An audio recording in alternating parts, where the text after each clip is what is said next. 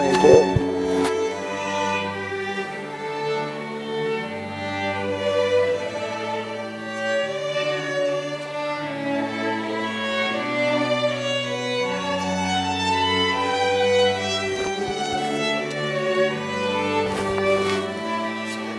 Thank you. Thank you.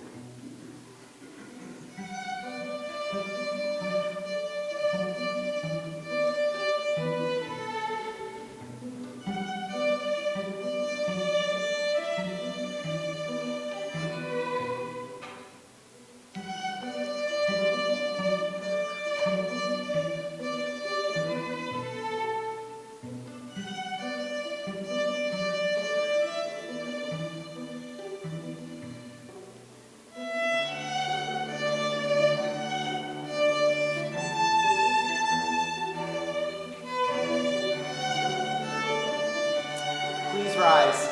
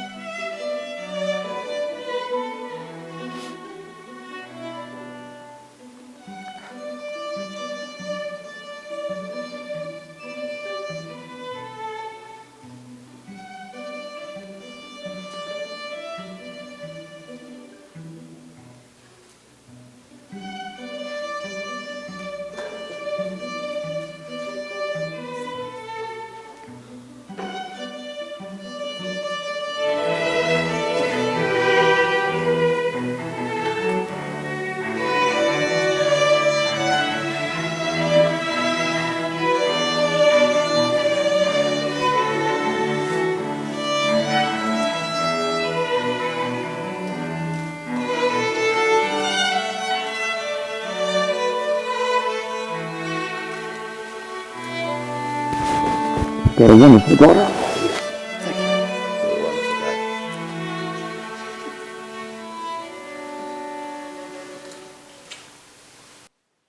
Good afternoon, everyone.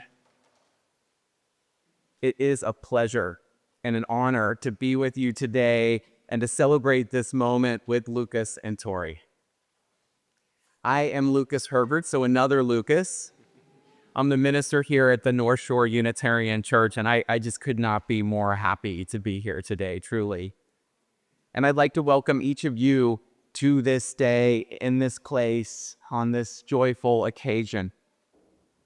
Now, a wedding is a formal and symbolic statement of a relationship that bonds two persons together for the rest of their lives.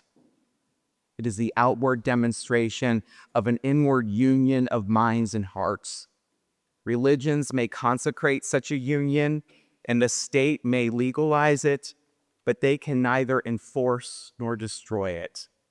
It is a union created by living purpose and kept by abiding will. It becomes what the partners make of it day by day. It should be undertaken only when the intention of a lifelong bond exists and is entered into freely, reverently, and without reservation. It is in this spirit that these two people come to be married. Now, love reveals itself in many ways. Sometimes it unfolds slowly, gently weaving itself into our hearts, and sometimes it arrives swiftly, deeply, unmistakably, like a truth that we somehow always already knew. For Tori and Lucas, whose story began not so long ago, their connection grew strong and steady with remarkable ease. Built on shared places, shared friendships, and countless hours spent simply being with one another, their bond already felt timeless. In the spirit of Tori's entrance song, Invisible String, we reflect on the idea that our lives prepare us for one another long before we truly meet. Tori and Lucas frequented the same neighborhoods and cafes, Coupa Cafe in Palo Alto, Farley's in San Francisco, and they once lived only blocks apart. While Tori worked in Palo Alto, she also often visited Stanford for healthcare, walking the same campus where Lucas was studying. Two people halfway across the country, unknowingly moving in parallel, being drawn ever closer by the quiet pull of fate. Their early dates were like many first encounters, small talk, shared interests, familiar jitters, but in time something deeper revealed itself, a sense of being seen, a love unlike any they had known before. Lucas was drawn to Victoria's warm personality, her humor, her devotion to those that she loves, and her deep sincerity. And Victoria admired Lucas for his integrity, his resilience, his capacity to care, and his refreshing curiosity about the world. One day, while wandering through the farmer's market, a psychic, neither of them believers here, but a psychic, told them that she would need an invitation to their wedding. And today, surrounded by all of you, that prophecy is fulfilled. Now, is the psychic anywhere here?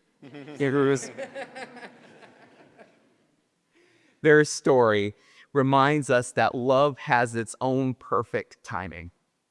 And now, as we begin this ceremony, we celebrate not only the serendipity, but the conscious choice that Tori and Lucas make today to walk through life hand in hand with deep love and lasting commitment. My spiritual companions, I invite you to join me in the spirit of prayer as I offer these words. Gracious Spirit of light and love, we pause to give thanks on this precious day, a day like few others when two people join their lives as one. We give thanks that in a world filled with both sorrow and joy, two hearts can find one another and pledge themselves in love. We hold the word love close to us today, love that transforms us into something better, love that deepens our commitment to life, love that teaches us gentleness, compassion, and courage. As Victoria and Lucas pledge their hearts to each other, let us also renew our own commitments to those we love and to life itself. May love teach us to reach out when we are in need and to reach out to others when they need us. Let this day be a reminder to cherish the blessings that surround us and to hold them in gratitude. Amen. Amen. Amen. Now, in the spirit of loving community, I invite you to turn to your neighbor just briefly and extend a warm greeting to them. You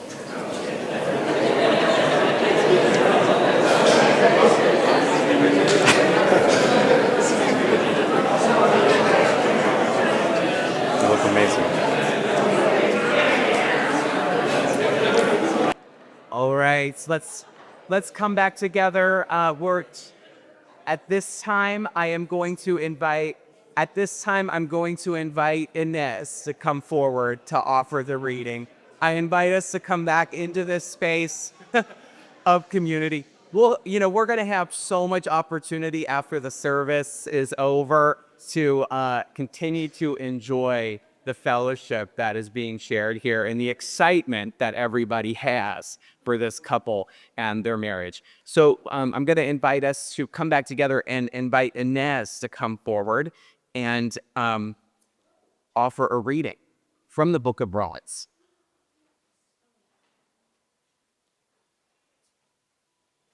Que el amor sea sincero. Odien el mal, aférrense al bien. Ámense unos a otros con afecto mutuo. Hónrense unos a otros. Alégrense en la esperanza. Sean pacientes en el sufrimiento. Perseveren en la oración. Alégrense con los que se alegran. Llore con los que lloran. Vivan en armonía unos con otros. And now I will invite Renee to come forward.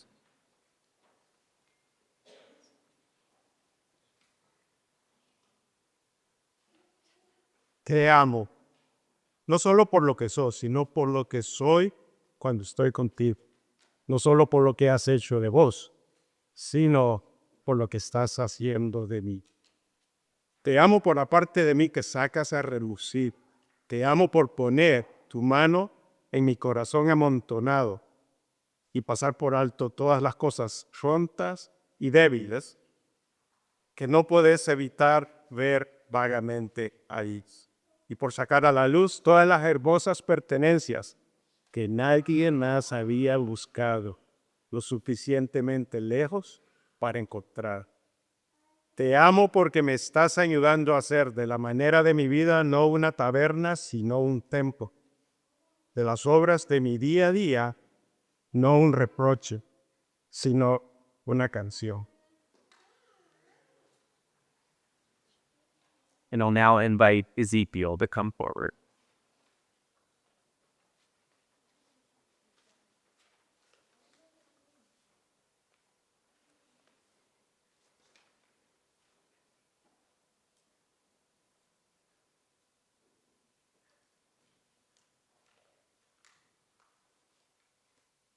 A reading from St. Paul to the Corinthians. If I speak in the tongues of humans and of angels that do not have law, I am a noisy gong or a clanging cymbal. And if I have prophetic powers and understand all mysteries, knowledge, and if I have all faith so as to remove mountains, but do not have law, I give away all my possessions, and if I hand over my body, so that I may boast, but do not have law, I gain nothing. Love is patient. Love is kind. Love is not envious or boastful or arrogant or rude. It does not insist on its own way.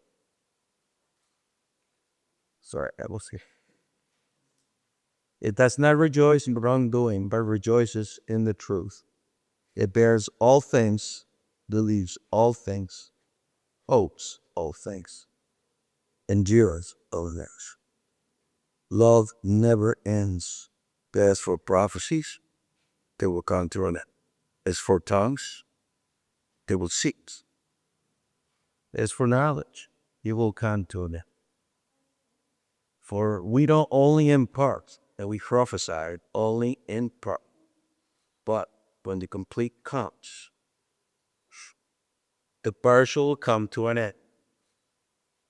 When I was a child, I spoke like a child. I thought like a child. I reasoned like a child. When I became an adult, I put an end to childish ways. For now we see only a reflection as in a mirror, but then we will see face to face. Now I know only in part. Then I will know fully, even as I have been known fully. And now faith, hope, and love remain. These three, and the greatest of these is love.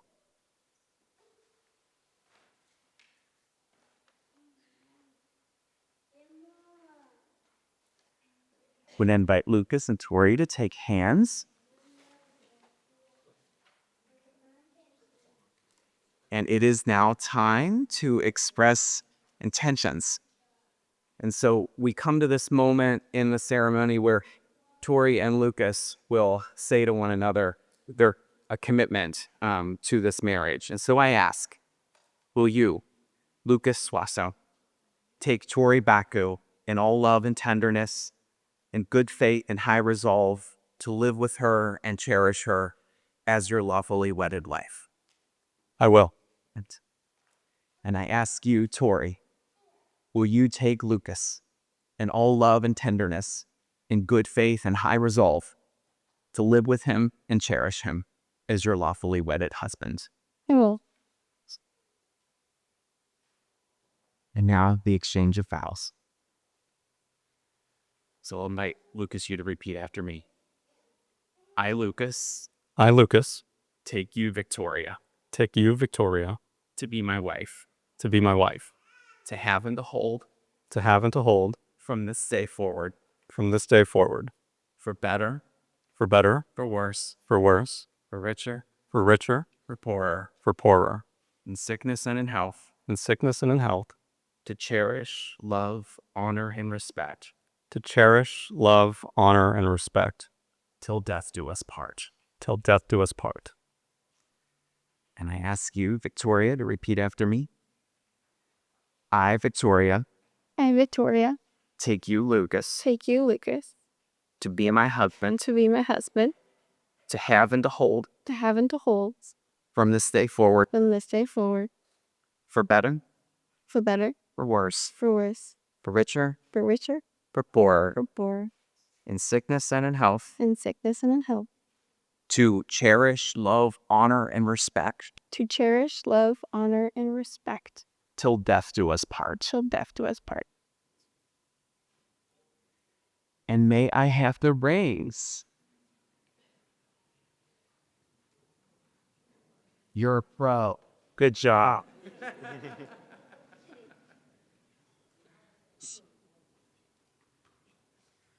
The wedding ring is the outward and visible sign of an inward and spiritual bond. It unites two loyal hearts in endless love.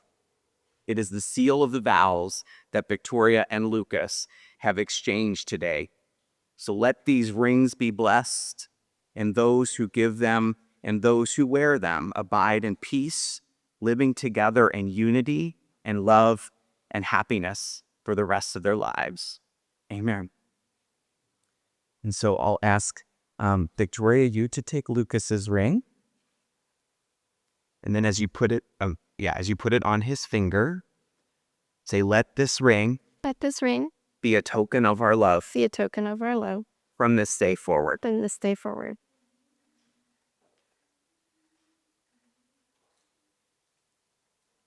And Lucas, if you can take this ring, place it on Victoria's finger. As you say, let this ring Let this ring be a token of our love be a token of our love from this day forward. from this day forward.